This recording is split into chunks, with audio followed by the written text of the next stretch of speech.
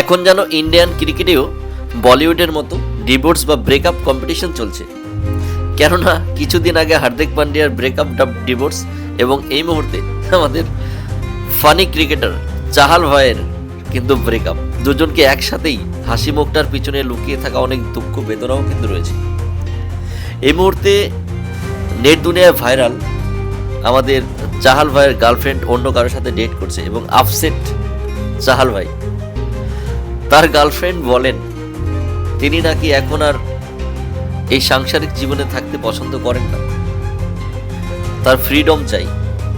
তার এই বিয়ের সুন্দর মুহূর্ত পলকেই যেন নিমিষ হয়ে গেল তার ফ্রিডমের কাছে। এখন তিনি বলিউডের মতো জীবনযাপন করতে চায়। তাই ডিভোর্স শব্দটা এখন বাজারের আলু পটল কেনার মতো হয়ে গেছে। আপনাদের কি মতামত কমেন্ট বক্সে